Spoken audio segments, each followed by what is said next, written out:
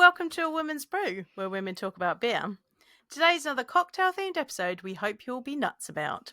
We're talking beer, cocktails, and beer cocktails with an Amaretto Sour theme. I'm Joanne, and this is Tori. Hello, hello. And we're two beer-loving women on a mission to get more people drinking and talking about great beer. Come join us.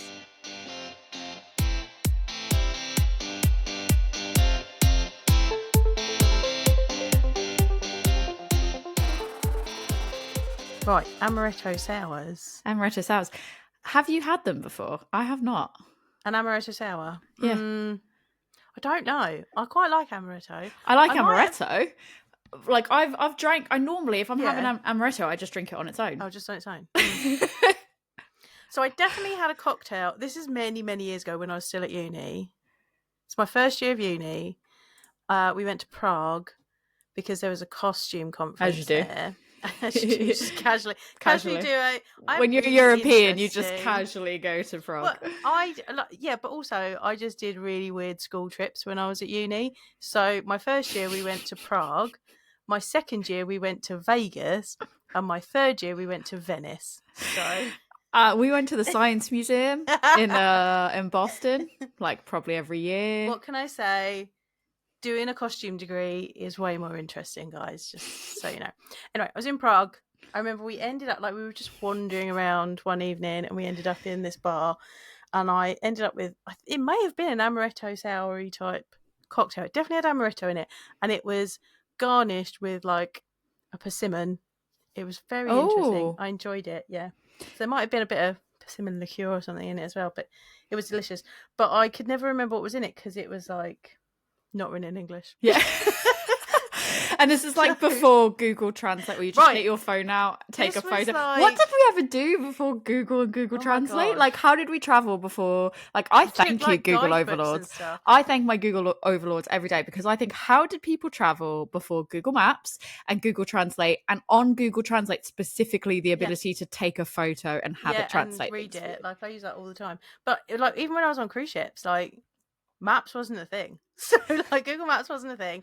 We wouldn't have, data in whatever random country we were in. So you'd work it out before you got there, or you talk to other crew that had been there. They'd be like, oh yeah, you go here, you go there, you go there. Or you find a really knowledgeable local and do it.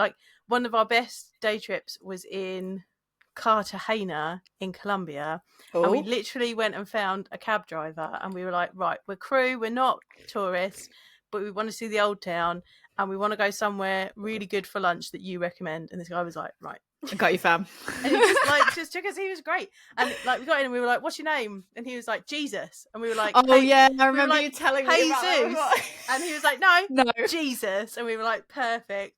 And then we got back on the ship and there was one of our dancers was very religious. And one of the other girls went, guess what? We found Jesus today. Oh. And she was like, oh my God, did you go in a really lovely church and just, have a moment? And we were like, no, he was our cab driver. He was great. Took us to a really great place to eat. Took us to a really great lunch place that no tourists were at. It was great. She was. And you were like, thank you, Jesus. We were, thank you, Jesus. It was so great. And this is what my mum probably does not listen to. Sorry, Sharon. Because we're like, thank you, Jesus. It's a cab driver. Sharon's not going to let me send stuff to her house anymore. No, she'll just blame me for it. She'll just say it was my terrible influence, I'm sure. Oh, man. I actually do remember what we did before the days of Google Maps, by the way. MapQuest. When you print out MapQuest. I'm not I not have quite... a printer on the ship, though. I'm not quite of, the age of using a proper, Oh yeah, because I know. So I know that I could have used the map book, but I feel like by the time I was actively driving and going places where I needed directions, I was I think some people, it was that transition phase where some people were still using those, and I was like, I'm gonna MapQuest it. But you'd have to do notes down, you'd have to be left, because you can't read out sentences while you're driving. So you're just left. If you've hit this, you've gone too far. Okay. We used to also, you could find it on Google, but we'd have to do it via the satellite internet on the ship, and you'd take photos of it to take with you. Yeah, before screenshotting and stuff like that. Thank you, Google actually, overlords. I was thinking about this at the beginning of the week because about Google. I'm always thinking about Google. ABG, always be Googling. Because I was like driving around in Wales and I ended up in some tiny roads that Carol, my Waze voice, took me down, and I was like, Carol loves the country road anyway. Like I already darn know it, Carol. Carol loves the country road, but these were literally like there was a couple of points where I was driving down them, and I'm like, I don't know if this is an actual road. Like I think it might be like just for horses and tractors. And there was one bit where I was driving around through, and I'm like, I think I'm driving onto somebody's farm, but their buildings were just really close to the road. I feel like that's just Wales. But I was just like, I feel like this is Wales. But also, there were no signposts. Because I was just like, if I didn't have Waze right now, how would I know that I'm going in the right direction? Because there were no signposts. Oh, no, you'd be absolutely fucked at that point. Because there was one point where the road was closed, and I kind of was like, "Oh no!" That's the thing that registered. So I had to go down another one. But there was a local on a tractor, and I just kind of wound the window down and was like, "That road's closed. So I just go this way." And they were like, "Yeah, just keep driving that way." I was like, "Okay, perfect." That's it, though, isn't it? That's the best part of Google, like having Google Maps or Waze or whatever. It's like you take a wrong direction, it reroutes you. Yeah. Like, you don't have to panic of, like, what do I do? Carol was suddenly sitting there going, I'm offline. And I was like, oh, no. Carol, you bitch. I was like, Carol, you have deserted me in the middle of the Welsh countryside. How dare you? Carol was like, it's very beautiful here. I think I'm going to take the day. And I was just like, it's a good job I've got a good sense of direction. I was like, I'm just going to go this way. You'll eventually hit a sign. And it did. And then like she rerouted and it was fine. I think, to be fair, because you didn't have like a place that you like have to be there at this time, it's probably less stressful because you're kind of like, which was a good job because I was driving at 20 miles an hour like everywhere because it was so tight. I would have lost my head. Like, no, because that's it. Is Rick would be like whipping it around those bits. I'd be getting like car sick 20 miles. Like if I could see the road ahead, then that was fine. I could speed up. But a lot of it was like proper hairpin corners. Like you couldn't see massive hedges. You couldn't see what was coming. So I was just like, I'm just going to drive really, really slowly. And it'll be fine. And I'll get there eventually. It's a good time. Jeez. Anyways, I love the fact that this is what you get when we haven't recorded and had like, I mean, we've messaged, but like we haven't had a proper like face-to-face conversation. This is the kind of stuff you get. It's like, oh, bless the maps, bless the online maps. But Amaretto Sour, I don't know if I've actually ever had one because I said no. I might have done without realizing. I don't know. It doesn't stick in my memory. I think typically with Amaretto, I pretty much just have it straight.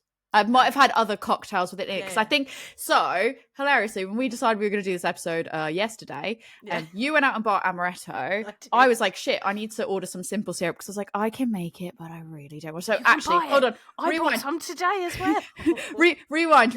What is an Amaretto Sour? Yeah. What is an Amaretto Sour? Before I start talking about the ingredients, so as you imagine, an Amaretto Sour is both sour and sweet.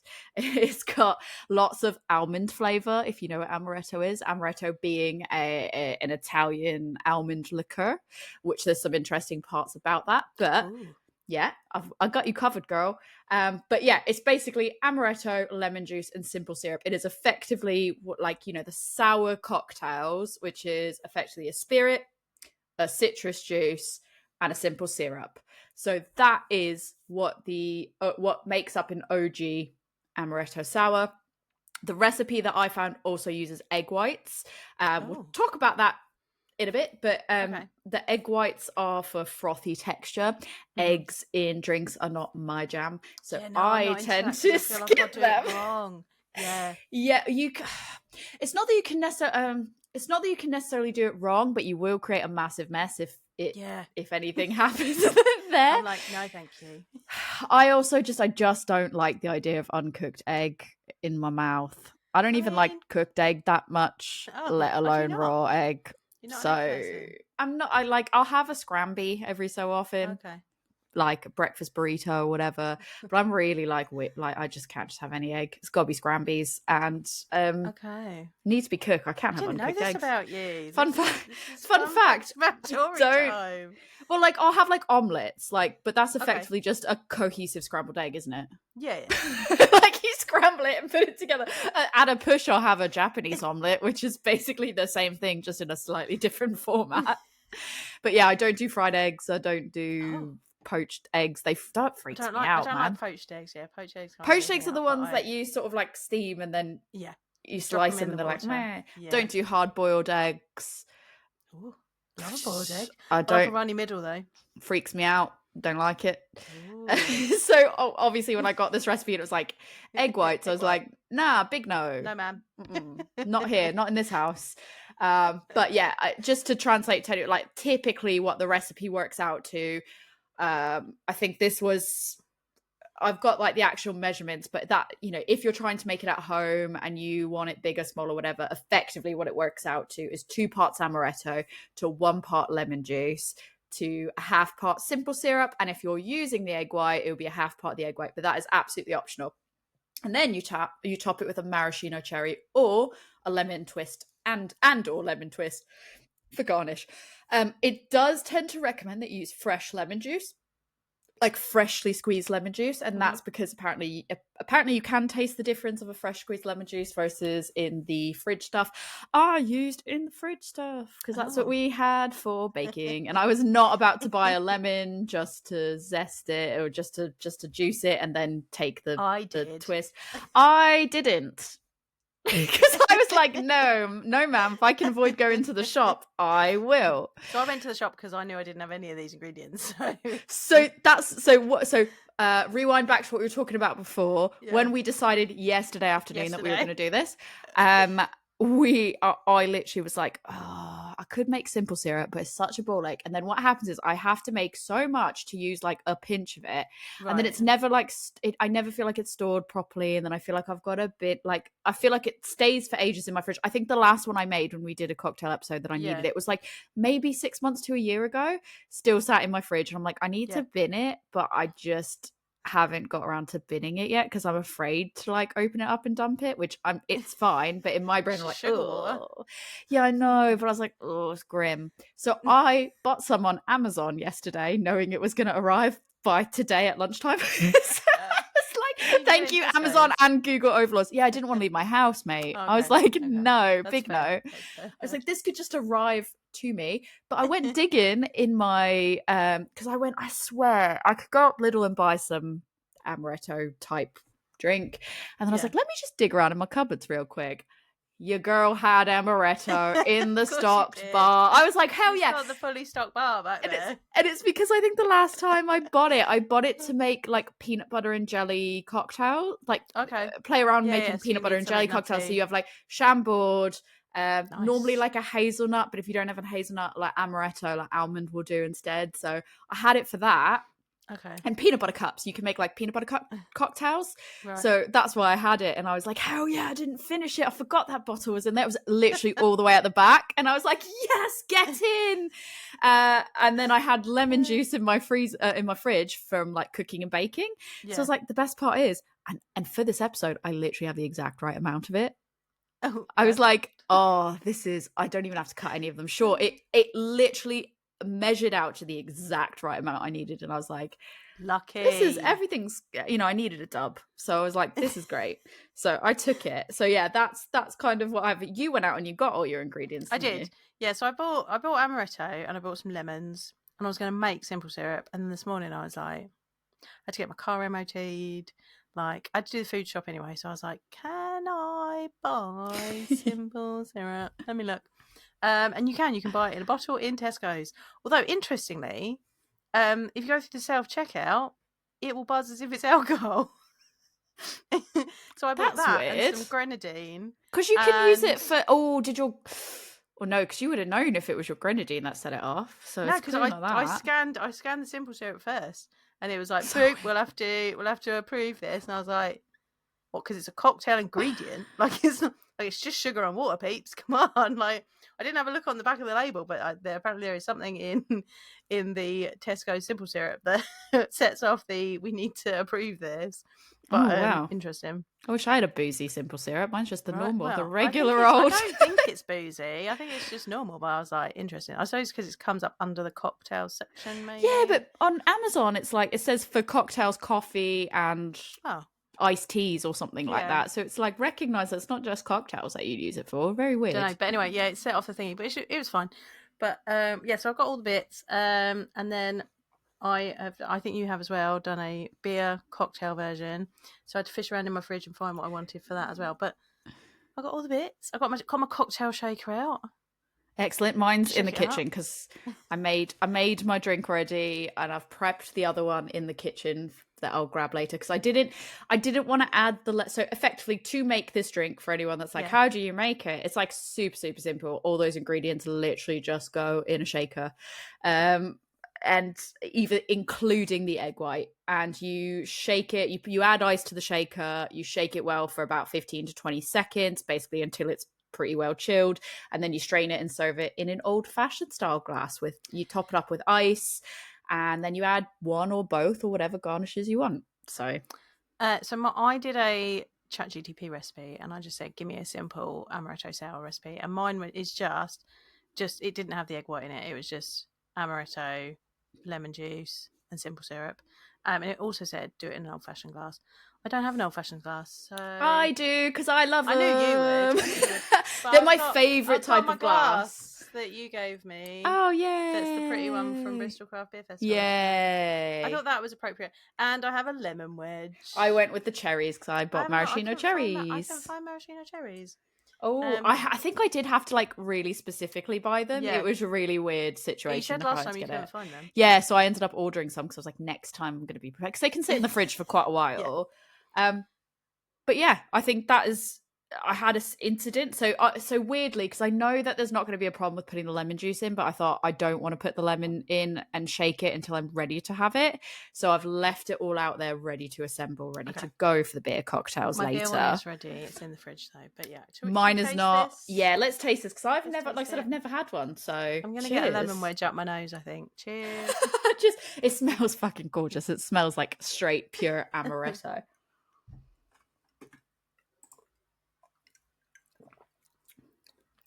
That's nice. That is really nice. I was expecting very refreshing. So when I saw like that actual ingredients for it or whatever, I was like, oh, the lemon. I was worried about how much lemon I was putting, like lemon juice I was putting in. And I was like, that's going to be like, I feel like we'll talk about the history of it in a minute where I talk a lot about how comments are how balanced it is and all that. And I was thinking, surely that's going to unbalance it completely. But it's really nice. It's really good. It's really refreshing. I feel like this is so good for like the summer. Oh, so good for summer. I was slightly worried because I was like, oh, there's not really like a lot of mixer going into it. Like it's mostly just alcohol, but I'm not getting like an alcohol burn or anything like you do from some cocktails that are just kind of purely alcohol. I like it.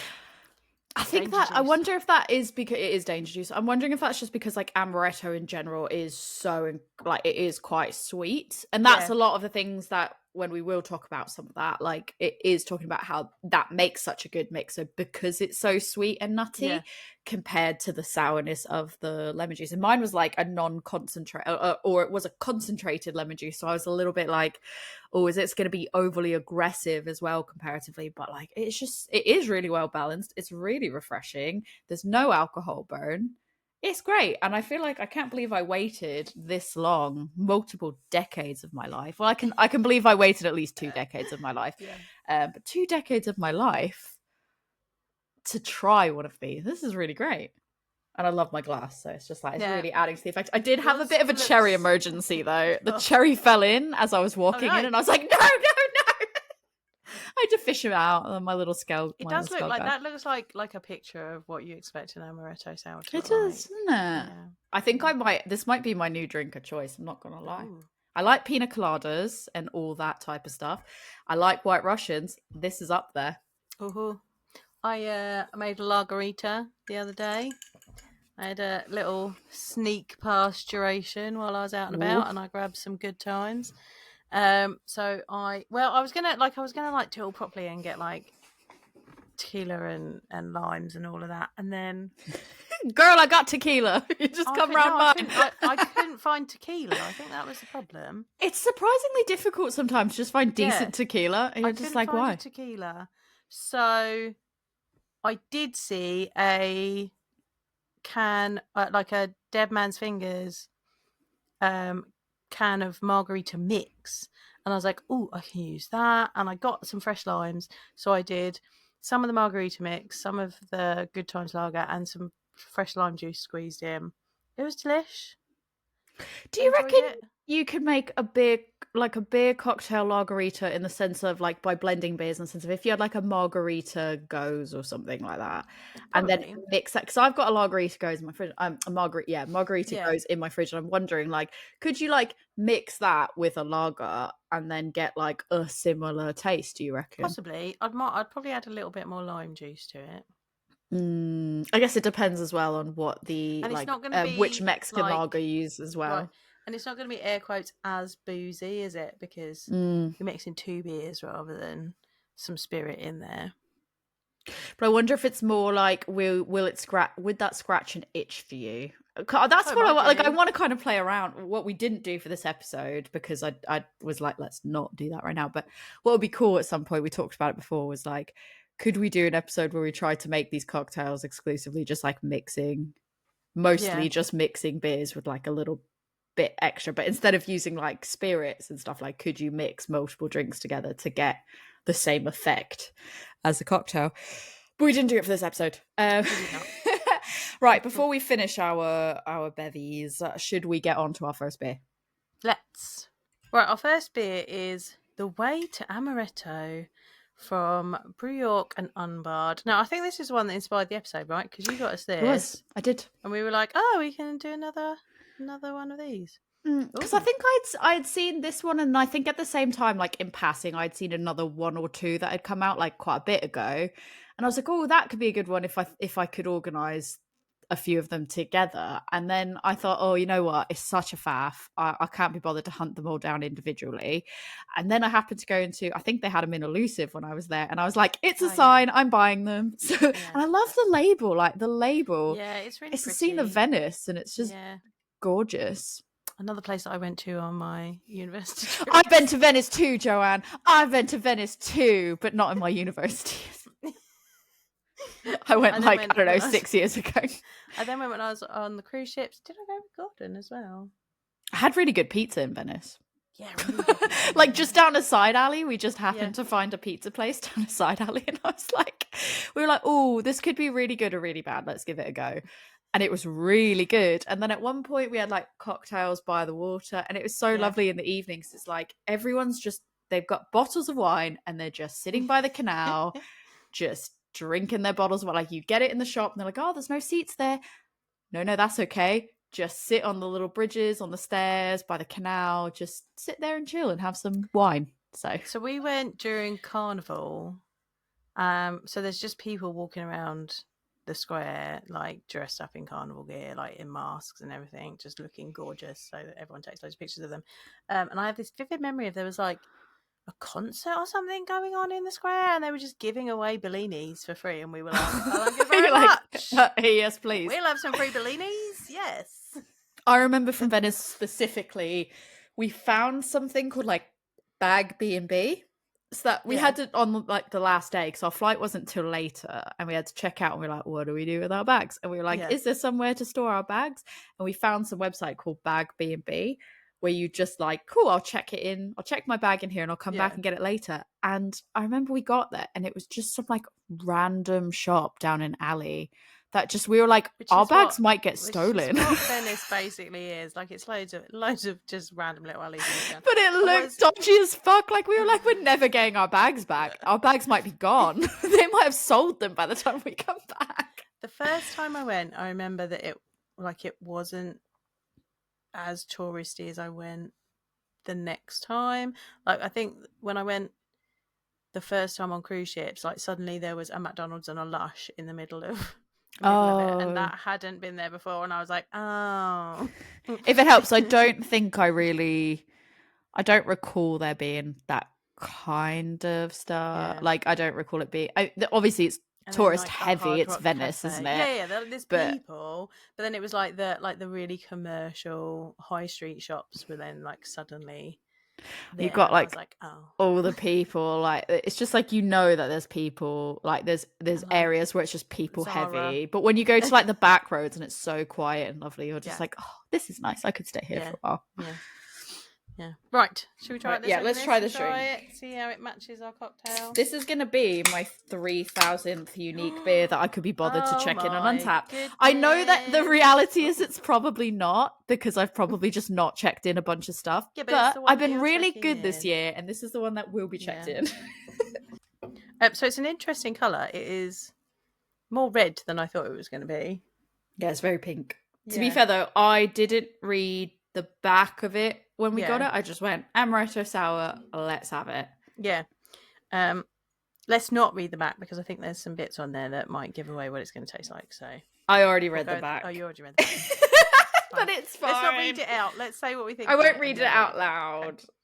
It does smell like amaretto. It does, yeah. It's weird, though.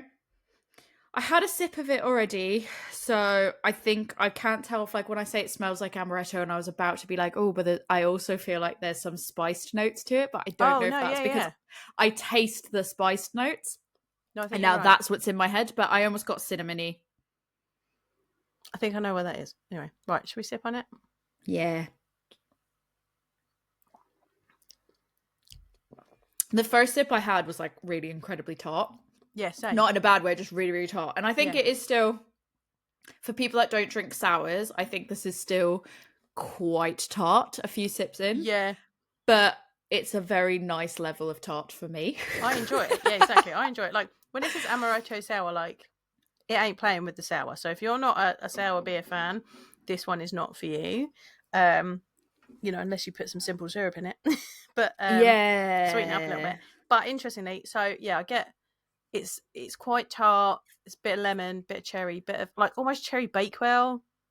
Mm-hmm. That's kind of almondy. So there's I would agree. The amaretto.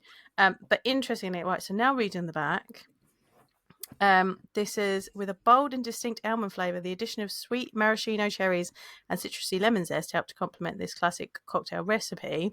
On the ingredients, water, barley, wheat, lactose, lemons, cherries, apricot kernels, tonka beans, hops and yeast. Oh, there we go. So it's the tonka.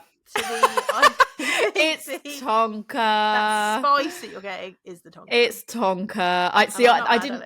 So I didn't read all that. So I'd only really read the bit about the cherries. Like I'd briefly skimmed before. Yeah. Basically, if anyone thinks there's like a weird edit, we started to record. There was lagging. It didn't. We panicked. I'm giving away the magic behind. And I'm giving away the magic. Well, I'm giving away the magic because the fact that I briefly looked at the back as I was about to start reading it before we cut out, and I saw as you went no, and then cut out, I had immediately stopped reading it, but I'd already seen the word cherry. But to be fair, I kind of had an inkling it was going to be the color it was, and that it was going to have that cherry element to it when I started really looking at the can and seeing the color of this, because on the front of the can it shows the drink with lemon and cherries. Yeah. So I sort of was like, oh, okay, there's a clue there that there might be a cherry element to it in it. Once we poured it in, it was that color that it was. Didn't read the ingredients though. So when I sipped it and I went, oh, it's a bit cinnamony. Like, I don't know, like a spice, like there's that spice note to it. And then you went tonka. I was like, oh, there we go. Got it. Yeah. I think this can in particular, like the artwork on this really tells you the kind of flavors you're going to get from the coloring. Yes. You know, we're a bit of can magpies around here. Yes. And I enjoy a can that kind of gives away or enhances my perception of the beer when I look at it. The colours on this can definitely like... They're just so eye-catching. That blue is the most... The blue it's with that like deep cherry red. Yeah. Yeah. Like, that just tells me what it's going to taste like. And also, like, you've got the definitely not Di Serono bottle. That uniquely shaped 100% not Di Serono bottle on the table as well. That like, if you didn't have that, well, if you didn't have that, you didn't have the name. You might just go, oh, that could be any like that could be numerous different type of cocktails. But that pretty much gives it away. Yeah. I did not buy Di Serono when I bought my amaretto. I just bought regular. I didn't. Mine is just amaretto. Yeah, mine's just amaretto as well. But it is a product of Italy. Although, yeah, I think mine was like a little special. But I mean, it is a product of Italy for sure. But hilariously, bottled in Germany. It's So like right on the front, it says Prodotto Italian Originale, and then it's like, okay, so cool, product of Italy, that's great. And then in the back, it's written in like all English. It's not written in Italian at all. It looks like there's some notice here from like Warwickshire, like I don't know, some notes, and then it says bottled in Germany at the bottom. It's like, I don't know how Italian it actually is, but it tastes great. So it does. I really well. This beer tastes lovely as well. Do we think we could give it to an Amaretto Sour lover? Yeah, I think so. Because I think if you're an Amaretto Sour lover, so actually, I can back it up more when we talk about variants of the cocktail as well. But I think in terms of this one, you already are having somebody that likes a sour element to it, so that's not going to be a hurdle like it is with an espresso martini or something like that. The flavors aren't too hard to replicate. Like the parts of the cocktail that people like aren't as challenging to overcome in a beer, if that makes sense. Yeah. But yeah, before we talk about the variants, do you want a really, really brief history about, while we sip on this, do you want a really brief history about Amaretto Sours? Yes, please. So there are several origin stories for Amaretto itself, which I will talk about because they are slightly fun. But in terms of the liqueur, it dates back to the 16th century in Serrano, which is a commune in the Lombardy region of Italy. And it's made, and this is why at the beginning I was like, it's quite interesting, these facts. Okay. It's made either using almonds or apricot pits, which is why I wasn't very surprised to see that they use apricot kernels. Yeah. So that's typically how you make it. I've got a fun fact on that I am going to hold fire on for the moment. Okay. But I can give you a fun fact now, which is that Amaretto means a little bitter in Italian. So amaro or amara means bitter, and then when it's amaretto, it's a little bitter, which is funny because the drink itself is quite sweet. So yeah, it's not how it got that name, I don't have the fact for you on that, so you're not going to learn about that. But I did think that was a really funny comparison of like, it's a little bitter, but it's not. Maybe it is like, maybe what they're saying is like, I guess it's a little bitter, but it's not really. No. So sour cocktails on their own, obviously, like we've covered whiskey sours, but before I believe. Oh no, do we do whiskey sours before, or did we just do? I can't remember. I can't remember if we've done whiskey sours, but that's probably one of the most popular ones, is a whiskey sour. Those type of cocktails, the sour cocktails in itself, which I mentioned, consists of a spirit, a citrus juice, and a sweetener. Those have been around since at least the 19th century, at least like popularly around since the 19th century that people are aware of.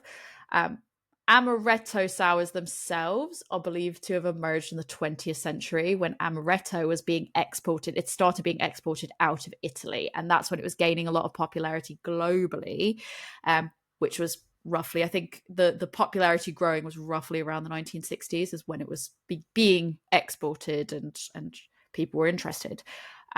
It served as a sweeter alternative to the more common sour cocktails of where you'd have whiskeys or gins, so it just kind of became an obvious style, an obvious choice for that style of cocktail because it was more approachable flavors. So that these really kind of gained the most popularity around the 70s and the 80s because of all this, because obviously if it starts coming in around the 60s, by the 70s and 80s, that's when it's kind of like taken off. And mixologists, so the original recipe, as I said at the start, it was amaretto, lemon, and the simple syrup. And as you said, your recipe did not have egg white in it at all. Nope. And that's because mixologists, since that point in time, have continued to revisit the recipe to try to refine it and drive improvements to it of how they think they can make it better. So that includes adding the egg, because the egg part of it, as I mentioned at the start, is to make it frothy, make it more velvety in flavor. So for them, that was seen as like an improvement to the original, the OG. They've also, obviously, there's lots of variants, which I can talk about later, that they've played around with. But I think the egg white was probably the most most prominent change from the OG to now. And even then, it's still a bit controversial. There's like a big argument of like, do you use the egg? Should you? Shouldn't you? People that are pro egg are like 100%. People that are not, like my manager at work, I was telling her that we were recording this episode tonight, and she's like, I love one of those, and there's egg in it, and that's extra protein that makes it healthy. And I was like, oh girl, I'm not putting the egg in it. Like, absolutely not. But besides them just improving the cocktail, this drink in particular can be quite a favorite amongst bartenders, especially for training purposes, because it's so simple but it's so balanced, and it really has that like interesting depth of flavors and complexities while being such a simple cocktail. And for them, it's actually quite a good recipe to teach fundamentals on mixology and practicing how to get the balance right in a drink, because if you get it slightly too sweet or slightly too sour, that's going to absolutely throw this off. So this is, even I read something that's saying even bartenders that prefer more complex drinks or more intense ingredients, like it's a guilty pleasure for them that they still even tend to like it, just because it is something that is so basic, can drive such a insanely good drink, really. And it's just such a good practicing ground for people. Is it the lager of the cocktail world? It might be the lager of the cocktail world. I mean, I didn't say that, you said it. Guilty pleasure of the mixologist. They're like, I've come back round, guys. I love an Amaretto Sour. Maybe do you think it's like, we could drive that resurgence? We could be like, after this, people will be going, oh, what? I haven't had one of those in a hot minute. And then all of a sudden, Sour. It's the lager. I just want to say that, world, I'm telling you, we can see right now, if people start like posting, oh, my Amaretto Sour this, my Amaretto Sour that, we'll know it was us. It was us. We're just saying. Or it could be, for my generation anyways, like I can only speak for, because it says a younger generation, but by younger generation I think it's my generation. It was featured in the film The House Bunny. No, I just mean not people younger than me, like this is very much my generation. Okay. The House Bunny, that film that came out with Anna Faris in it, and she goes back to a sorority and she's like a Playboy bunny that's like living in a sorority house. It helped get younger generations into the Amaretto Sours because that was her character's go-to drink. So that's probably how there was a more younger people today. But when I say young people, I'm like, it's not like 18, 19-year-olds or 20-year-olds. Like, it's people in their 30s plus. Like, those are the people that are like, oh, they're younger. How do you do, fellow kids? Would you like an Amaretto Sour? Like, that is a little bit more like it. But brilliant. When the people that are in the younger generation start drinking it, it's not the House Bunny, it's us. So we'll know. We did that. It is worth noting, though, that there is, if you've got like concerns over sugar, like we know Rick's super healthy. He's a super healthy keen bean there. I didn't just eye roll.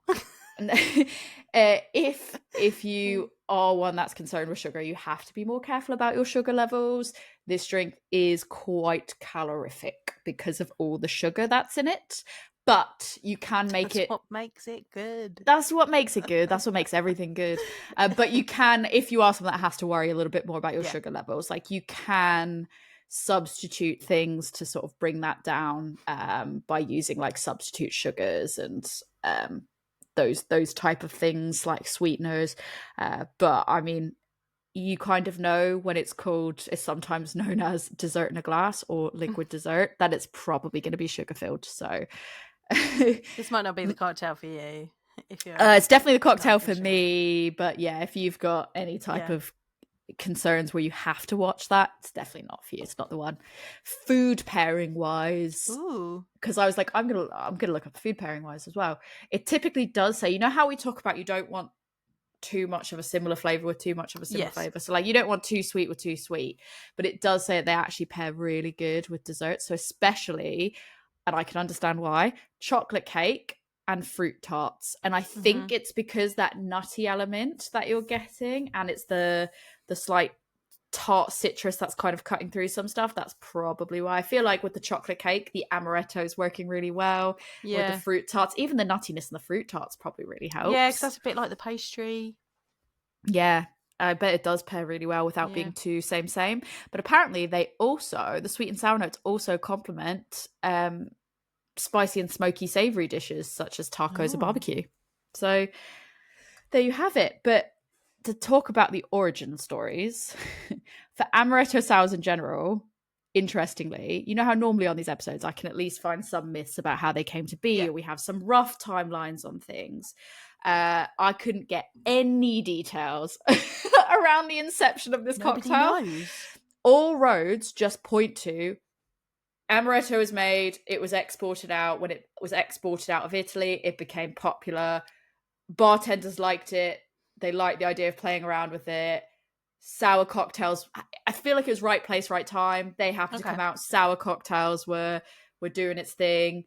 Because of its type of flavors, it was easy to play around with. Therefore, they used it in those. It created a really good balanced drink. That spread. Pretty much it seems like all roads lead to it was just an organic type of emergence that happened. Right place, right time, right people. There's also, I tried to see if there was like a date for when the cocktail was first mentioned in any bartending books, like when we talked about in the past, who said we might not know who's done it, but we can see it was this book in this place. Yeah, nothing. Like not even a real solid date of when it was first mentioned in the bartending book. So if somebody has managed to find this out, great. But when I looked, like couldn't even find that.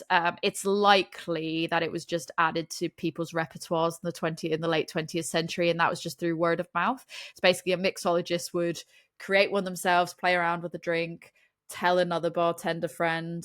That person would try and go, that works really well. They'd maybe put it on their specials, or they'd list it somewhere in their own compilations, and it just literally spread like that. That is really the only history I could find on the Amaretto Sour as a cocktail.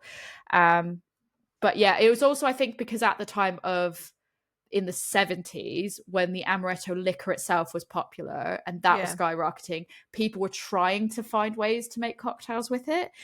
So I think because a sour cocktail was so simple, people we'll just try it. And that it's a simple format, a simple repeatable cookie cutter format. They were like, we'll just try it with amaretto, and it just tasted great. But couldn't tell you any date for when it was first published, or who first published it, or where in the world it was first made. Probably the US, because I feel like that is where half these things have come from in terms of cocktails. So sadly, I couldn't do that. But you know what I can give you? Some origin stories on amaretto itself. Ooh. So I've got two origin stories for you. So the first one is legend number one: the Renaissance painter and the young widow. So I basically had Chat GPT summarize these two stories for me. So they've given them it's given them titles and everything. Wow. So legend one: the Renaissance painter and the young widow. So the setting, this is how Chat GPT is listed up. Setting: Serrano, Italy, 1525. Key figures: Bernardino, I wouldn't have spelled it like that. Bernardino Luini, a pupil of Leonardo da Vinci, and a young widowed innkeeper. Ooh, that is scandalous. So the story: Bernardino Luini was commissioned to paint frescoes in the sanctuary of the Blessed Virgin of the Miracles in Serrano. He needed a model for the Madonna and found his inspiration in a young, beautiful widow who ran a local inn. Of course he did. In gratitude for choosing her as his muse, she prepared a gift of her homemade liqueur. This concoction was made from apricot pits steeped in brandy, which resulted in a delightful almond-flavored drink. This became known as amaretto, meaning a little bitter in Italian, referencing the slightly bitter taste of the apricot pits. Oh. So that's how do you rate that legend? How you feel about that one? That's pretty good. Do you want that to be true? It feels atmospheric and Italian. It feels very Italian, doesn't it? Yeah. Legend 2. You ready for legend number 2? I'm ready. Slightly later in time, the Lazzaroni family and the convent's secret recipe. Ooh, scandalous! There's a convent. Yes, the nuns are at it again. We love the nuns. They're doing it. We love the boozy nuns. The boozy nuns. We're a fan. But I don't know. This might not even be a boozy nun. I don't know. We'll see. Setting: Again, Serrano, Italy. 1718. So slightly later. Key figures, the Lazzaroni family and a local convent. So the story is, another tale involves the Lazzaroni family, famous for their amaretto cookies. Have you ever had an amaretto cookie? Yes. I love them. They are one of my faves. We tend to be like, oh, they're Christmas cookies because you get them at Christmas. Yeah. So, according to the legend, the recipe for amaretto was a well-guarded secret of a local convent. The Lazzaroni family befriended the convent's nuns, who eventually shared their secret recipe with the family. The Lazzaroni family then began producing the liquor commercially. Oh my goodness! As accompaniment to their cookies, and later as a standalone product. The version of amaretto also used apricot pits, creating a sweet nutty flavor that became a hit. So I love that also they were like scandal, like betrayal. They were like, we've got a family, there's friendship, there's betrayal, and also it was used making this, creating a sweet and nutty flavor that became a hit. Thank you, Chat GPT. Which Chat one GTP, that was great. Of those two legends is your favorite one? The second one. I love the drums. It's the drums in that one. It's like a telenovela. It's great. They were like, oh, just come over for some amaretto cookies. Do you just want to come over for some cookies? It'll be really good. I promise. And then they come around and you should just tell us how you make it though. We'll never do anything with it, I promise. And then they're like, oh, boom, whoops, we accidentally made it commercially. It works so good with our cookies. Thank you. So rude. So rude. Mother Bernadette's liqueur. That would be such a slap in the face. They're like the blessed mothers. Amaretto. You know they did it. Oh god, yeah. They plastered that convent all over it. So like, look it, as seen at the famous convent. The nuns developed this beautiful liqueur. We're now going to sell it. The nuns worked with us to develop this amazing recipe. And they're like, worked with you, girl. No, we didn't. Girl. Girl, no. Like that, but then they can't get mad about it because they're nuns. So they got to be like, just turn the other cheek. It's fine. We actually wanted to share it with the world anyways. Brilliant. So there we go. There's that. Oh, shall we have our next beer? Enjoyed it. Let's have our next beer. Our next beer. Dun, dun, dun. Vocation Special Edition Death by Amaretto Sour, which I personally feel like looks exactly like my replication. Skull included. Yeah, okay. Mine's a sugar skull. That's fine. But look, same. Slightly less frothy. Yeah. And I'm missing the lemon, but that's the same. Yeah. Oh, I like the back of this one.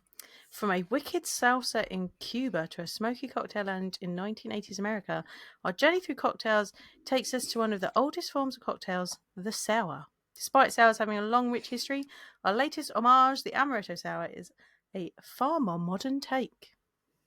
This ode to a classic combines tart morello cherries with bittersweet marzipan notes before a hefty dose of citrus cuts through to balance out this sweet and sour brew. It's interesting that this one also mentions cherries. Yeah, I love this label though. This label feels very me. Yeah, it does. I saw it on it was being marketed to me. I mean, you win, Vocation. You've definitely hit my marketing algorithms. It was marketed to me on Facebook, and I went, oh, there's another Amaretto Sour. And you went, yeah, they do the cocktail series. And I was like, oh yeah, they do, don't they? And then I went, I can't be bothered to put in an order though for like one bit, because I was like, I don't need to be putting in a whole. The only place that I thought I could find it was on Vocation's website, and I was like, I can't be putting in a whole order for one bit, because it has to be a whole order to justify putting the order in. And then I'm like going around the supermarket. I needed to get something at the back of Morrison's, like in the section near the beer, and I promise I wasn't actually. I had to just walk through, and I had like blinders on, but like as I was walking, I was like, just be interested to see what I'll shuffle down this aisle and just see what like currently Morrison's has. And then at the end of the aisle, I could like see this, and I went, that label looks familiar. And then I got really excited, bought two, told you, got home, took a picture, showed you it, and then you went, yeah, I already got one. And I was like, no, I didn't. What? I thought you said this was the one you already had. No. Oh, thank God. Because I thought yesterday, I thought you were like, yeah, I got it. I got that one. And I was like, no.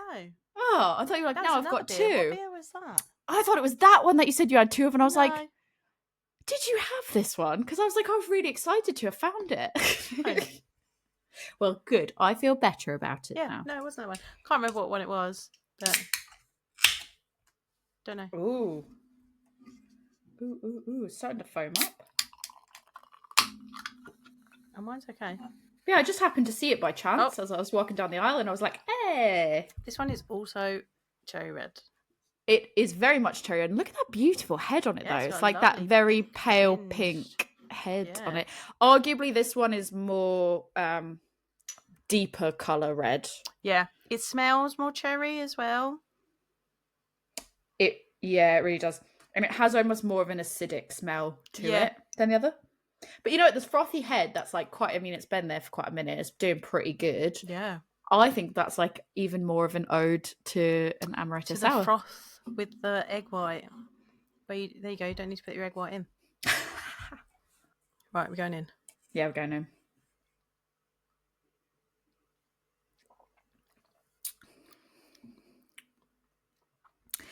It's not as acidic and tart as I thought it was going to be. I thought it was going to be more... I thought it was going to be more aggressive. And it's more balanced than I thought it was going to be. Yeah, I'd agree with that. I think it's still quite, like, it's not a beginner sour. To be fair, I might have fucked my taste buds. Let me have some water. I think it's more cherry. I'm really getting that Morello cherry in it. Yeah, to be fair, after the water, I think I just fucked my taste buds. There's a bit of nuttiness. I think it's definitely more like, would I? So I think, do I like this drink? Yes. Yes. At the moment, and maybe as I sip it more, it will develop. So we're going to hold fire. But at the moment, after first few sips of it, would I say that this would be something that I'd recommend to someone that really, really loves an Amaretto Sour? I don't think so.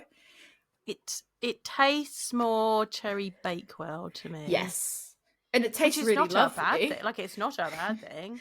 No, it tastes really nice, but there's not enough almond in it for me to make it because Amaretto is quite an aggressive almond flavour. Yeah. So I think, like, when you don't have enough of that, that's a bit like... I mean, it does say on the back of the can, citrus, marzipan, cherry. And I think it's more marzipan than it is almond. And I think Amaretto is more almond than it is marzipan. I agree, but I think for me, the cherry... And the cherry is more dominant. Is definitely the most dominant flavour. The marzipan's really subtle at the back end, and I just don't get the citrus. Yeah. Like, because it's not even like there's other flavours that you wouldn't normally get the tartness from, and then the citrus is adding the tartness. It's like, no, the cherry itself, I think, is bringing the tartness. Yeah. And it's very, like, shouting and cherry at me at the moment. Yes, yeah. I'm going to try a bit of my Amaretto Sour. Oh, yeah. Let's give that a go. I really like Amaretto Sours. I might be on this for the rest of the night.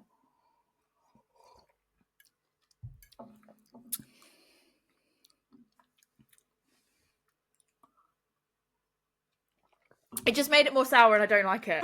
I don't like it back to back. Yeah. No, so I like it sour, but going back to back, it really stripped it for me. I can only speak for myself. I think the Amaretto note was really, really strong when I went back to the cocktail, which was great. Love it. And then when I went back for a sip of the Amaretto Sour, the Vocation Amaretto Sour, it's not even that. It was just really tart. It was that it had stripped back the cherry flavour. So it was just a sharp acidic tartness. Yeah. And I was like, okay, cool. So it's just lost the flavour. Yeah, do not pair and these has two just together, made guys. it tart. No, they are not the ones to pair. It's the simple syrup. It's the simple syrup in the syrup. cocktail. It's taken away that lovely kind of cherry taste in the beer. This is a really lovely beer. It's really nice, though. It doesn't taste like an Amaretto Sour. Not at the moment. It tastes like a really lovely cherry Bakewell sour. Well, talking about that, do you want to talk about some variations while we slip on this? Have we got a Bakewell? Have we got a Bakewell variant? We might. Ooh.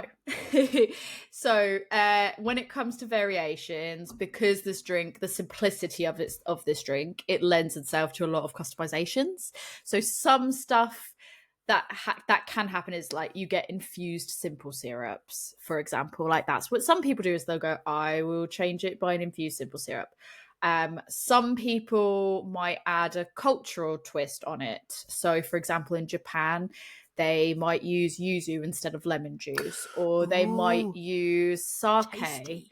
As when you're making variations and adding other liquor, they might actually add sake into it as well, as an example. Different seasons can add a different twist to it. So the holiday season, like it said that some bartenders might also add spices like cinnamon and nutmeg to make it a little bit more seasonally spiced. I was about to be concerned if you said they were going to add like peppermint or something to it. Oh no, they might do. They might do, but I think that would clash a little. Like for my taste buds, anyways, that would clash. You would have to. You'd have to be. You could probably actually. I feel like you could challenge someone to make like a white peppermint mocha type of variant of it. That's the only way I think you could get away with mint. Yeah, is to do it like a white peppermint mocha style, because I think the amaretto could just about, in the proportions, depending on what else you add. We'll talk about, like I said, I've got some of these recipes that might make sense as to why I'm excited. Think that. But I'm setting the scene, I'm laying the groundwork. Okay. They also, so the research I did also led me that people can DIY homebrew equivalent, make their own amaretto, and they do this by using vodka or brandy, sugar, water, and almond or apricot kernels. And because it's homemade, it typically tends to be like tailored to that person's personal preference. So because someone might add a little bit more of one thing versus another, or might add botanicals to it, or might, infuse it in different ways, it in itself can also help lead to some unique variations that people probably won't be able to replicate per se unless they make it at home for themselves. But that alone can be quite interesting. But some of the most common variations that I noted down was, number one seemed to be the whiskey amaretto sour. So that's when you use bourbon or whiskey.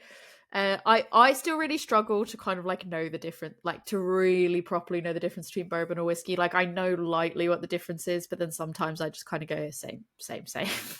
Like, I know people that are like whiskey. People that are like whiskey connoisseurs, which I do feel like whiskey drinkers kind of goes hand in hand with craft beer because of the complexities of flavors. They're going to be like, they are not same. To me, I'm like, same. But it is listed as a whiskey amaretto sour, and it does say bourbon/whiskey, amaretto, lemon juice, simple syrup, and the optional egg.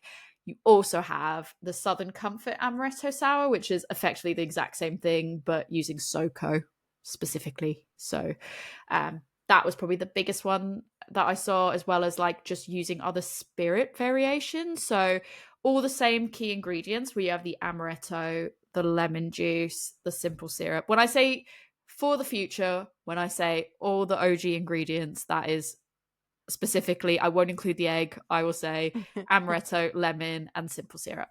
So it's using those and then adding things in, like for example, Japan using sake, or using a gin, or a vodka in addition to those ingredients. Now I want to make it with some honey jack. Oh, I bet that would be really good, actually. Yeah. So those are probably the two most popular ones, which I guess they are similar in the sense of that's another spirit that's being added in addition. The next one is the cherry amaretto sour. That seems to be a very, very popular one, which I was like, yes, popular, but like how popular? When I saw these, I assumed they'd be regular, not this variation, because I didn't read the back of the cans. Now it sounds like they're trying to replicate this, which is amaretto, a cherry liqueur such as a cherry brandy, the lemon juice, the simple syrup, and the optional egg white. If to pose the question to you before I tell you about all the other ones, do you think that you'd recommend the Vocation one to somebody that likes a cherry amaretto sour? Probably, because it is quite strongly cherry. I think I could see the argument more for somebody that really likes cherry amaretto sours. Yeah. I think it's still missing that amaretto element, but the more we drink it, the more I'm like, got it. I can see how like flavors start to develop a little bit more. Still not properly amaretto, but I can see how that is a thing. This next one, I think you'll like, the tequila Amaretto Sour. Ooh, you know that's up my street. And normally I would say using the normal ingredients, the OG ingredients, but this one, it's tequila Amaretto, lime juice instead of lemon juice, simple syrup, and the optional egg white. Which I thought you'd find that one particularly interesting. I bought a lot. But that one was mentioned quite a bit. You should try that one. Yeah. Do you want to hear the ones that I think are the most interesting and fun? Yes, I do. So obviously the first one on my list was going to be the Amaretto Sour slushy. I think that's for obvious reasons. It's basically all the ingredients blended in a blender with ice. It's quite try it in the slushy simple. Machine? Yeah, well, no, I won't try it in the slushy machine. I won't try it in the slushy machine because this one is a blended drink. Okay. Whereas the slushy machine, the ice is very separate from everything else. So won't be doing that. But I will actually try this for sure. There's the tropical Amaretto Sour, which is normal ingredient. Well, it's not even full normal ingredients. Amaretto, pineapple juice, lemon juice, simple syrup, and coconut milk. Oh. It's like an almondy pina colada. How nice does that sound? That sounds great. Sounds amazing. Want to try it. After doing this research, I was like, I want to make all the Amaretto cocktails. All the Amaretto sours. Why aren't we doing more Amaretto cocktails? This one I thought was interesting, not necessarily like one of my key faves, but demonstrates how there's infused things. So there's the lavender Amaretto Sour, which is all the key ingredients, except you use lavender infused simple syrup and the optional egg white. Well, this one, it doesn't even say optional egg white. This one was very specifically, and it has to have the egg white in it. I guess you could take it out. But I feel like you could take it out. Yeah. And as I mentioned, you can use other infused simple syrup. So there was another recipe that was the ginger Amaretto Sour, which in same ingredients, but use ginger syrup instead. This one sounds lovely. The chocolate Amaretto Sour, which was key ingredients, but there's also chocolate liqueur, which my only concern there is I hate chocolate orange. Am I going to hate chocolate lemon? Probably. I'm not sure how it will land. Chocolate and lemon's different from chocolate and orange. It won't make me want to vom in the way chocolate orange does, but I'm curious. This one's one of my all-time fave sounding ones. Apple Amaretto Sour, which is amaretto apple cider. I don't know if that's US apple cider. I'm gonna guess it's US one. Yeah. Lemon juice and cinnamon syrup. Oh, I knew you were gonna. How fucking good is that? With cinnamon in. Oh, yeah, there's also the spiced Amaretto Sour, which is amaretto, lemon juice, cinnamon syrup, nutmeg, and star anise. I'm in. Absolutely in. Both of those together, I was like, hell to the yeah. I'm going to have it. There's coffee one, which is, again, same ingredients, but adding cold brew. Blood orange Amaretto Sour, which was, again, key ingredients, but there's also blood orange juice and club soda. A smoky Amaretto Sour, which was amaretto, lemon juice, mezcal, egg whites, and simple syrups, but also uses Angostura bitters. So I was like, that could be quite interesting. And then it also sent me down the path of Amazoning smoking kits for we've looked at those. I know before. I've looked at it so many times, and I was like, but maybe now try I think smoking beers with them. I think I'm gonna get one. I'm not gonna lie to you, because there was one that's only like 19 quid. Yeah, I nearly bought one the same time I bought the beer poker. Yeah, I think I am actually gonna buy the 19 quid because it's like rated 4.4. I need to see what the bad ratings are, and that will dictate whether I get it or not. Or my second favorite sounding. Fourth favorite sounding one, Amaretto Sour Float, which is basically the same thing, but there's a scoop of vanilla ice cream in it. How nice is that? It's nice, isn't it? And then last three, which are probably the craziest sounding ones. Amaretto Sour Punch, which is amaretto, lemon juice, lime juice, orange juice, grenadine, and soda water and fruit slices. It doesn't sound bad, it just sounds busy. Yeah, it does sound busy. It sounds busy. It sounds like you're just making a punch at that point. Yeah. You like the punch bowl was there, and you chuck some amaretto in it. Like, you know how we talk about, we're like, how far can a variation go and change before you're like, it's not a variation anymore. That's just a new drink. Different. Yeah, that's a stretch. That's a stretch. Just sounded busy. There's the spicy Amaretto Sour, which is same ingredients, but there's also muddled jalapenos in it and the optional egg whites. I could get I personally wouldn't drink that, but I can understand how some people would. Like, if you like a spicy marg, I get it. But this is the one that I found probably the weirdest in terms of the mix of flavors. The cucumber amaretto sour, which is effectively the same thing but with muddled cucumber slices. Oh no, thank you. I just think, like, why? I just don't know why. I mean, is there a bit of a like Pimsy type thing going on there, do they think? But I'm not down for that. No, it was a weird one. I'm not gonna lie to you. I'm not gonna lie to you. You do you, everybody. Enjoy what you enjoy. I'm not gonna yuck your yum, but it is not for me. It was a bit interesting, is all I'll say. They did list like a Disaronno sour, but I was like, is that a variant? Because like Amaretto Sour. It's just a brand of amaretto. It's amaretto. Yeah, it's just like you just need to make sure you specifically, guys. Yeah, stop trying to make it happen. You don't even go to this school. But yeah, and like when I was looking as well at like looking up variations, these are not variations of it. But I was 100% like, or like they came up as variations. I read them and I was like, they are not, but they sound effing great. I'm gonna send you the links. I feel like you'll like these. The two in particular that I was like, need to tell you about them was the classic Almond Joy sour, which is amaretto, coconut rum, and chocolate bitters. I was like, ooh. I remember seeing chocolate bitters in a shop and going, what do you make with chocolate bitters? Yeah. And I was like, what do you actually make with but I was like, what do you make with that? This apparently, and it sounds fucking great. And then there's the maple pecan perfection, which is amaretto, pure maple syrup, and a dash of pecan liqueur. I didn't even know you could get pecan liqueur. Is a thing. That sounds great. But there's a whole thread of all these exciting variations of the Amaretto Sour cocktail. They're not variations. They're completely new cocktails. With amaretto in. But they fucking sound great. I am now team like amaretto cocktails for life. So after this, I'm going to send you that link. So please, that'd be great. I'm going to hold off on the fun facts because I'm going to save that to the very end. So should we do our beer cocktails? Let's do our beer cocktails.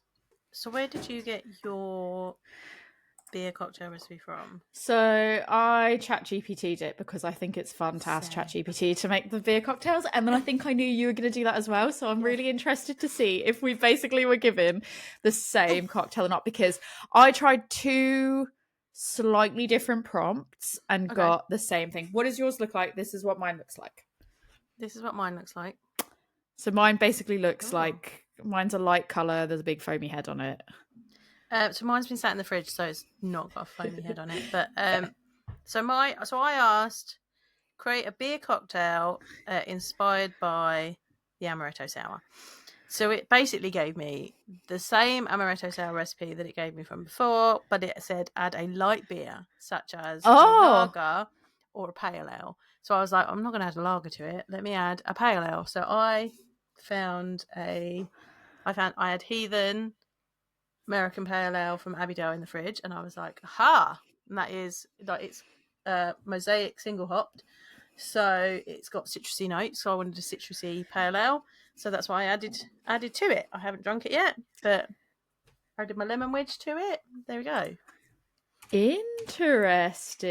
I'm trying to now look at what my prompt was. I think I asked it two different ones. I'm not going to go back and specifically look at, but I think the ask was pretty much, could you get me please create a beer cocktail inspired by the tasting notes of an Amaretto Sour, something like that. And I switched it up, and it was similar both prompts, but like just a little bit different to try to see if it would give me something different. Yeah. Both times it pretty much gave me literally the exact same thing, just phrased slightly differently in the description as to why. Yeah. I'm really gutted because it didn't give me a creative name. It literally just says Amaretto Sour beer cocktail. Yeah, mine too. Yeah. I was waiting for it to be like a really fun name. Come on, ChatGPT. I think maybe you need to tell it to give it a really good name next time. Yeah. I did also ask it if it could make me an Amaretto beer sour cocktail with a sour beer. And it gave me exactly the same thing. But instead of a lager or a pale ale, it said add sour beer. So like, but there's so many different types of like, you were like, what such as a Berliner Weiss, or any sour ale, and I was like, you're like, cool, I could have done that myself, thank you. Right, so I didn't use that one because I was like, lame. Also, I haven't got like a non-flavored sour currently in the house that I wanted to use for it. So fair. Well, mine was, so I had I was told to use 1 part amaretto liqueur to a half part lemon juice to 4 to 6 parts wheat beer. Or you can adjust to preference. Yeah. And then a half part simple syrup, but that's optional and you can adjust it to taste. And it says to serve in a highball or Collins glass. I decided to use my crossover blendery glass because it just felt fancy. Nice. It felt like it was like a nice callback to my fancy glass there.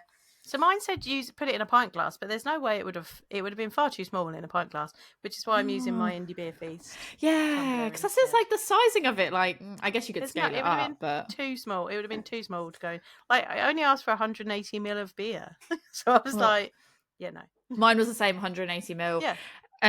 Yeah, because it was 180 ml of beer, and then like it was like 30 amaretto and 15 to the. It was bizarre. Basically, mine was pretty much the exact same recipe if I wasn't using the it's the same as the OG, the steps and everything, if I wasn't using the egg whites, which I didn't anyways, like the shake it, strain it, put it in the glass with ice. But then it was like effectively top it up with the wheat beer. And then it did note that like the beer's effervescence will create a foamy head. And then I just wrote no egg needed. And then I was meant to garnish it, so we'll just like boop that across there. That's what I did. Oh, it's garnished. I didn't take a photo of that one. Hang on, let me snap that one. Oh, boom, it's officially garnished. And as to the justification for why the wheat beer, it said the wheat beer contributes a light, fruity, and slightly spicy profile that complements the sweetness of the amaretto and the tartness of the lemon. And it suggests opting for a Belgian wheat beer or Hefeweizen for the fruity and spicy undertones, as these will harmonise well with the cocktail flavours. I looked at what I had for wheat beer, and I looked at what I was happy to use for this and not potentially get to drink too much of straight. And what I had was I did have an Erdinger sat in my fridge. I was like, actually, I had this that I think we got it for something. What I got it for, we didn't use it for. Yeah. And so it sat there, and I've got a friend that really likes wheat beers and stuff. And I was like, oh, next time he's around, if he doesn't bring beers, he can have this. Like, it's fine. And I've got the Dunkels in there. I was like, it's fine, I'll have that. And then I was like, finally, I can use that Erdinger. Do you know what? I looked at Blue Moon today. I could have done this with Blue Moon. I think it would have been good. It might have been really good. I'm going to try. Have you tried a sip of yours yet? I haven't tried it yet. Right, here we go. All right, cheers.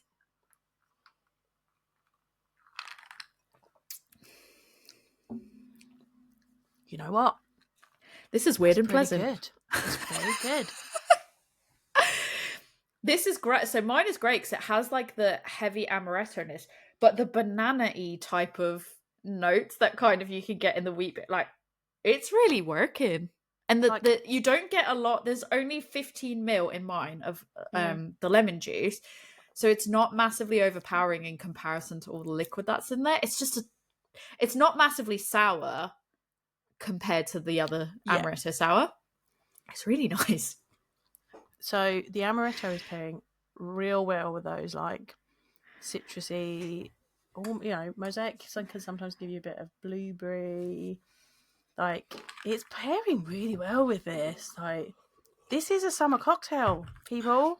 I'm actually really gutted. An ounce of amaretto, lemon juice, half ounce of lemon juice, half ounce of simple syrup, 180 ml of American Pale Ale. Enjoy, peeps, because this is tasty. I can definitely recommend mine as well, for sure. And like, you can go. The thing is, on mine, like, on yours as well, on mine, like, you can go to the supermarket, you can get all these ingredients in the supermarket, you can get the Erdinger, you can get the amaretto and all that. Like, big recommend. I'm trying not to drink all of it now because I want Rick to have a sip because I think he'll really enjoy it. It's really good. Very summery. Really good. Like I said, I'm sad I'm out of lemon because there's no more. I can't make any more. Do you want to hear my last bit of fun facts? That's all I got. This is my last hurrah. As you probably guessed by now, Di Serono, which is a popular brand of amaretto, is named so because of where it's from.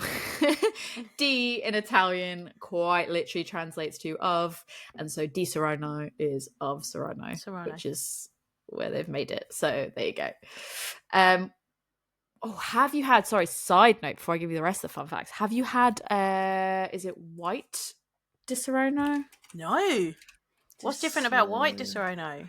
Oh, child. Velvet. So it's the Velvet Disaronno. Oh. Child, it is good. We got that at Christmas 2 years ago, I think it was. I don't know. There was a family party or something that we had it maybe a year, 2 years ago. It went quick. And I'm like, anytime it's on offer, I'm like, yeah, chuck it in. I don't think I've got any left. If I did, I'd maybe try making cocktails of that. But, oh, child, recommend. Please try it. It is that drinking that straight. I don't even... it's a big white bottle, and I'm trying to figure out like the tasting notes of it. I can't even give you the taste note. It's great. It's creamy, it's velvety, it's beautiful. It's Drink just it. Great. It's just great. It tastes like great.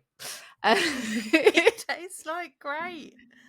So that's back that's to the best tasting notes we've ever given. I think so. It's the best tasting notes I've ever given, for sure. Tastes like great. Definitely. Go for it. I seal of approval on it. Here's the fun fact I've been waiting to give you, which is while Amaretto can be made with almonds or apricot pits, I was particularly surprised to find that traditionally the most traditional versions of the Amaretto were made more commonly with the apricot pits than with the almonds. And the reason behind that is the pits contain benzaldehyde, which is what provides the almondy flavour. Didn't know that. Like when I saw almond pits, I was like, oh, that's weird. But doesn't cyanide have a little bit of a... I think so. Almond taste, and that comes from... I don't know, because I've never had it myself, but yeah. But that, like it said that has a bit of an almond taste in it because it comes from like cherry pits or something. It makes me think of like wood. Like I know it's not the same taste as wood, but it makes me think of like when you use wood and stuff, and like you'd expect wood to be giving one type of flavor. And it just completely gives something out. Like, sometimes you can get such different flavors from wood that you're like, oh, like vanilla. And you're like, oh, I didn't expect that to come from there. Coconut, yeah. But yeah, I thought that was particularly interesting. And then I did see something like, studies haven't proven this, but people like to think that almonds has health benefits. Like the almond, that the almond used in the Amaretto gives it health benefits. And they're like, but it's not medically proven. I was like, yeah, of course it's not. Because okay, fine. Not going to comment on that, but because it's booze. Like, it's not signed off. That's like when people try and say that beer is salad. Like, come on. Or my manager with there's an egg in it. There's protein. It's exactly. You're fooling yourself. I like your thinking, but live your life and enjoy yourself, but don't fool yourself. Don't fool yourself, and you're not going to fool me. No. We know what we're doing. So drinks like the Amaretto Sour became popular in the Prohibition era because, in the US Prohibition, I should say, because of how easily they could mask the taste of poorly made or illicit alcohol. Brilliant. So I was like, actually, probably yes. If you get a craving, but you can't actually find Amaretto, you say like one night you're like, I really want an Amaretto Sour, and you're like, shit, I'm out of Amaretto, but the rest of my bar is stocked. Fear not, because apparently you can, there's also a slightly niche ingredient here, so if you don't have Amaretto, you probably don't have this other ingredient. But if you live in a state in the US where you can't just go to the supermarket and say it's a Sunday, you're in Massachusetts, the liquor stores are shut, where am I gonna get my Amaretto from? You can scratch that itch potentially well enough by substituting for a mixture of vodka, sugar, and almond extract. Oh, because I just have almond extract sitting around. Yeah, that's the part that I was like, you don't tend to just have that. So, I mean, I always have vanilla extract sitting around, and I don't. Hello, I'm a baker, but almond. To be fair, I think in the US it's probably more common because I feel like I could go into my mum's cupboard and there's definitely almond extract. But then I don't know if that's also because having Italian American heritage and like cookies, like when you make cookies you're like need the almonds in there, so I think we always just tend to have that flavor to hand. I don't know, so that it didn't seem as odd to me at the time as when I was saying it now, and then I was like, oh yeah, people probably just don't have that. And I'm not even sure you can just go to the shops over here and just like casually find it like you can in the US. I feel like I struggle sometimes to find vanilla extract. I find it more commonly now, but I have struggled a weird amount to find vanilla extract. No, sometimes it's just not there. It's weird. Or you get the teeny tiny little bottles. Yeah, and you're like, what am I going to do with that? I need like 7 of those. It's a lot. Do you measure vanilla extract with your heart like you do cinnamon? No, I don't. I definitely don't. I do tend to like do a heaping pour of it though. Oh, yeah. Like when it says like a teaspoon and you're like, okay, teaspoon that overflows slightly. When it overflows is when I stop. Oh well. Just a pinch extra. No, I definitely measure cinnamon with my heart. Vanilla extract a bit less. There's a myth or potential fact. I haven't fact checked it, and I won't be the person that does fact check it because I can't, because I'm blessed. I'm blessed by the convent of the ladies that made the amaretto. Amaretto sours are potentially a good remedy for hangovers, with the stipulation that you make a slight modification of adding a bit more lemon juice to it, and you have to drink it in the morning. So it's said that sweet and sour mix can help settle your stomach. But I would never know because the convent blessed me. Yeah, because she doesn't get hangovers and she's super annoying. Rick and I get so mad at her. So mad. Like, I feel like everyone knows that by now. Yeah. But yeah, that was pretty much my last fun fact. But I did have one other talking point to mention, just because it's not quite a fun fact, but it made me laugh out loud. I'd not proper laugh, but it was like a chuckle when I read it. I read it, and it was: the Amaretto Sour has a reputation for being a grandma's drink due to its sweet and approachable flavour. It's the kind of cocktail that your grandma might order, and she probably has a secret stash of Amaretto in her cupboard. I'm fairly certain both my grandparents, not so secretly, always had Amaretto in their cupboard. Yeah, but one of yours is Italian, so that makes sense. But both of them are. Oh, yeah, both of them were Italian, so yeah. There you go. Like, I feel like it's like Buca. That's an Italian thing. I don't think that's a granny thing. Amaretto, Frangelico, whatever that even is. We don't even know what Frangelico is. They always had it. I've had some good cocktails with Frangelico in though. And like I don't know brandy. What it is, but I've had it. Yeah. Those are the ones. Those are the one of my grandparents always had like brandy or whatever. But yeah, I feel like I would have been able to walk into the house. No, you definitely have Amaretto. Like, but yeah, that made me laugh. That it was like, it's a grandma's drink, and I was like, it's a grandma's drink because it's sweet and approachable. And I was like, bit rude, but also slightly funny. Also, yeah, it is an approachable flavour, so I'll take it. No, it's that thing. We're getting straying into that women like sweet stuff again, aren't we? 100%. There was some other facts that I was just like, you don't need to talk about that. This one at least made me chuckle because I was like, the grandma's drink, and it made me laugh because more so of the like. It's a cocktail your grandma might order, and she probably has a secret stash in her cupboard. I was like, mine? Not so secretly had it. Not secret. I feel like grannies drink whiskey as well, so... Yeah, one of my grandmas definitely drank whiskey. Like... 100%. I'm fairly certain like her go-to drink of choice was just whiskey with like whiskey and water. Right. But yeah, that's like... It's that bad bitch era. Yeah. Right. Yeah, that's all the fun facts I've got for you. That's it. That's me done. I have nothing else to tell you about. I think I'm definitely an Amaretto Sour convert. Like, I think I'm just an Amaretto. I think I liked Amaretto before. Now I think I love Amaretto. Yeah, same. As a liqueur, and Amaretto Sour specifically are. And I guess our verdicts are: which is your preferred favourite out of the two beers? Let's start with that. What's your favourite? Oh, I think that's tough because I like both of them for different things. Like, I really like the Vocation one for its cherry flavours, but I really liked the Brew Unbarred because I think it tasted most like an Amaretto Sour. I think my favourite out of the two beers was, again, I like them both for different reasons, and I really enjoyed both of them. One paired a bit better with the Amaretto Sour than the other. I think the Unbarred one is probably my favourite because I think it's more depth of flavour. Not just that it tasted more. I'm removing that like, oh, which one tasted more like an Amaretto Sour. I think it's just, for me, the depth of flavour in that one appealed to me more, whereas the Death by Amaretto Sour felt a little bit more singular note, which is not a bad thing. No, it just didn't have it didn't have the same depth, but they were both very good. I would say I still stick by what I said. The Unbarred one I'd recommend for somebody that likes Amaretto Sours, because I think that would be it's different but approachable enough. I think the Death by Amaretto Sour, unless they specifically said they like cherry amaretto sours, I think it's maybe slightly too far away from the OG. What about you? Do you agree? Yeah, I agree. I think it's a little bit too far away from the OG. I still really enjoyed it as a beer, Same.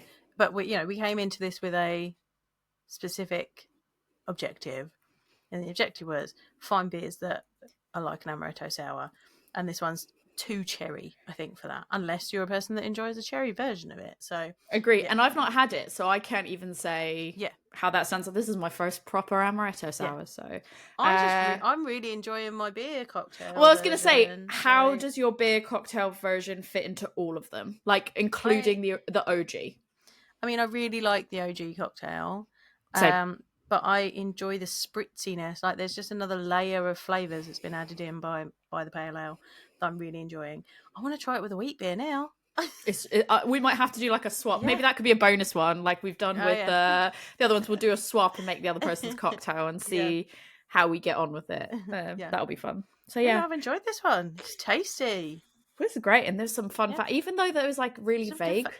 There's really vague history. Well, thanks. Even though some of the history is vague, there was some fun stuff there. Let us know which of those legends are your favorite legends. Which of the cocktails the beer cocktails you'd want to try. Which of the beers you'd want to try. What are your feelings on amaretto sours? Or do you get on with amaretto?